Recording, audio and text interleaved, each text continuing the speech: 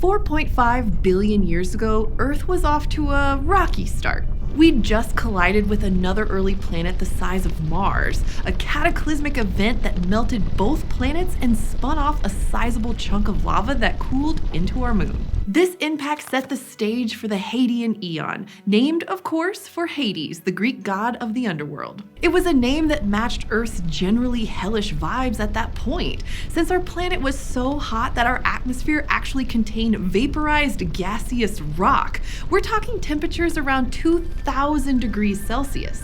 But as the Earth and the Moon began to cool, something new formed on Earth's surface.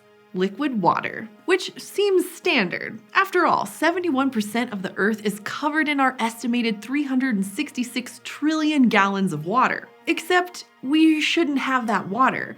We formed too close to the sun. Mercury, Venus, and Mars are all super low on water. So where did ours come from, and why do we have so much of it? Well, it's complicated and still debated, but we think our water came from a few unlikely sources: meteorites, space dust, and even the sun. Water itself isn't actually that uncommon in our solar system, it's just further out. For example, Jupiter's moon Europa is a quarter of the Earth's size but has twice as much water as we do. And that has to do with the fact that Europa formed farther away from the sun. Because in the beginning of our solar system, we were all star stuff. Our solar system is formed from a nebula, the dusty remains of an exploded star. As that stardust collided and collapsed, it formed our sun, and the gravity of that young sun made all the rest of the dust spin around it in a flat plate-like cloud called a protoplanetary disk. But our early sun was hot, and soon that disk of dust began to differentiate. Solar and magnetic winds blasted light gases away from the sun, leaving mostly heavier elements like iron and silica behind. Which is why Earth is a rocky planet. That's what was in our section of the disk, lots of iron and lots of silica. We also had some of the ingredients for water, but not all. Water is made of hydrogen and oxygen is pretty heavy, so we have a lot of it. In fact, though it only makes up about 21% of our atmosphere, oxygen binds so readily to silica and iron that it's the most common element on our planet. But oxygen is only part of what you need for water, and hydrogen is really light, so it got blown out towards Jupiter, Saturn, and other planets, which now have a lot of water ice. So if it didn't form here to start with, where did we get that missing ingredient? Where did our hydrogen come from, and when did it get here? The easy answer is we got pelted with it. Water ice and hydrogen hang out in the outer solar system, but sometimes they come inwards in the form of space pebbles, aka asteroids and meteorites. And there is a specific type of meteorite called a chondrite that is full of water. But I don't mean full of water like a gusher. You can't crack open a meteorite like a coconut and sip star water from it as much as I would like to, as much as we would like to do. Instead, the solo hydrogen and the complete H2O water molecules have become part of the chemical structure of the minerals that make up chondrites. These include minerals like serpentine, chlorite, and smectite, which hold onto their water tight. This is actually how most of Earth's water is stored today. While we have a bunch of liquid water, we estimate that Earth's rocks hold maybe 18 times the amount of water that our oceans have. So how do you get that water out of these minerals? Well, the easiest way is to melt it, which isn't always going to happen just by flinging those water-bearing minerals at the Earth. After all, we have solid chondrite meteorites that hit our planet and didn't melt. But that's because they hit today. If they'd hit Earth in the Hadean, that would have been a much different story. Back in the beginning of the Hadean, anything that hit the surface would have just melted straight into our magma oceans. There, hydrogen met oxygen and the resulting water superheated into gas.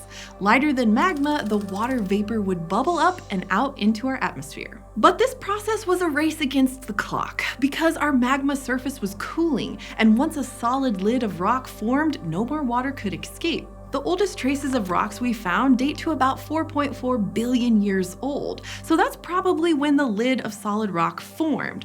But those rocks have signs of something surprising. They were exposed to a liquid ocean. Yup, as soon as the Earth cooled enough to put a cap on the magma, we had an ocean. That said, it was probably a little different than the oceans we see today. Earth's atmosphere in the early Hadean was full of carbon dioxide and was very thick, potentially as thick as 215 bars of pressure, which is 215 times what it is now. With all that pressure and heat, Earth's surface was weird. Today, water turns to gas when it reaches 100 degrees Celsius, but if you change the pressure, you can change when water turns to gas. You can even do this by walking up a mountain. At the top of Mount Everest, where air pressure is a third of what we see at sea level, water turns to gas at only 68 degrees Celsius. And in the Hadean, the much thicker atmosphere meant that the reverse was happening. It was so thick that even when the surface was 230 degrees Celsius,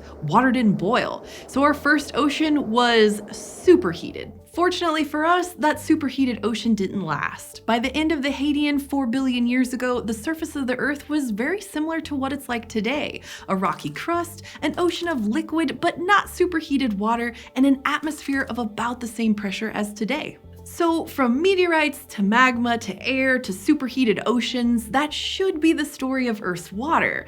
But there's one really big problem with this story. Turns out the chemical composition of the water and the hydrogen in chondrite meteorites doesn't actually match the chemical composition of most of the water on Earth, the water that is in our rocks. When we say chemical composition, what we mean is isotopes, or types of hydrogen. There are two really important isotopes of hydrogen: the regular brand with 1 proton and 1 electron, and what's known as deuterium with a proton and neutron. The addition of a neutron makes deuterium heavier than regular hydrogen. Most of the deuterium in our solar system was actually formed in the Big Bang, and it's a huge component of chondrite meteorites. They're heavy with this old type of hydrogen. The oceans are pretty heavy too, but our modern oceans aren't actually a great representation of our early water. For one, they're not 230 degrees Celsius, and for another, they've been sitting on our surface for 4.4 billion years, so we know they've undergone some changes. Strangely, if we want to understand what our liquid water looked like 4.4 billion years ago, we actually have to look at the water that's contained within our rocks. When Earth's magma oceans cooled enough to form a seal of hard rock, not all the water in the magma escaped into the atmosphere.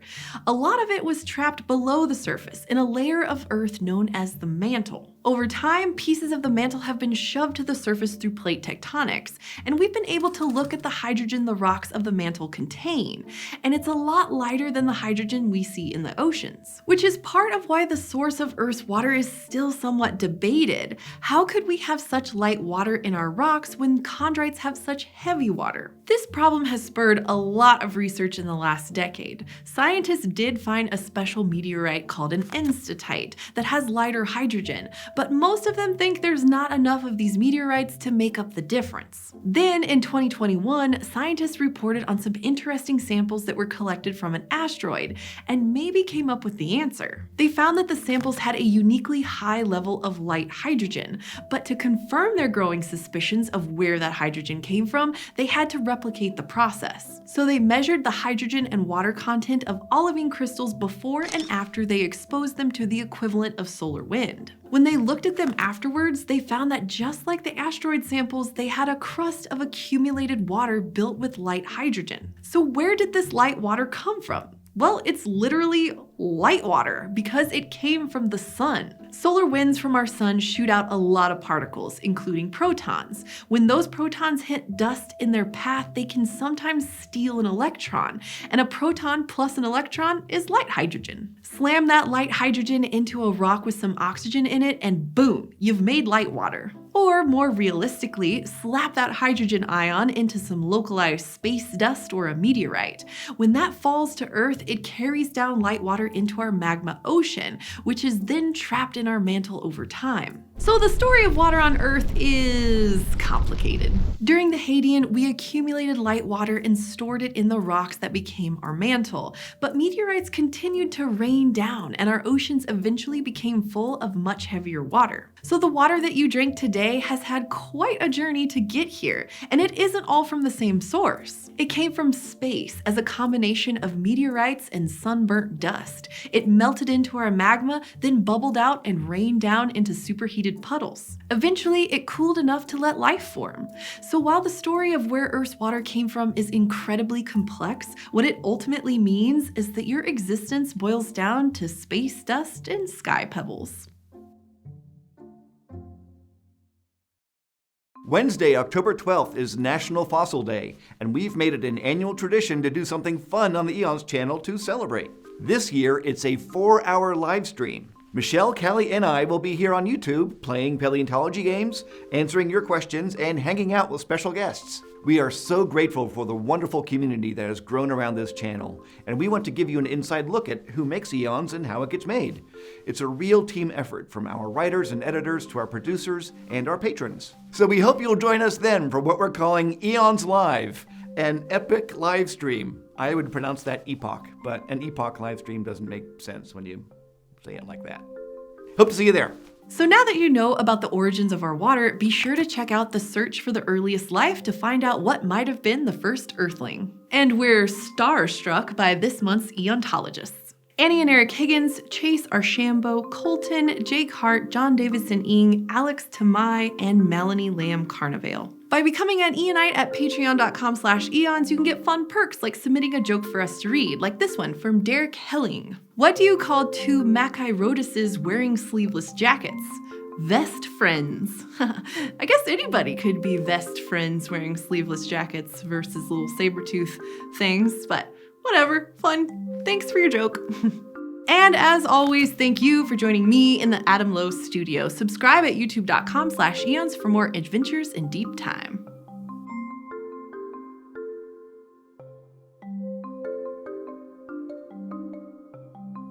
Anything that hit the surface would have just melted straight into our oceans made of magma. Magma. Lasers. Sharks with freaking laser beams on their heads. Man, I love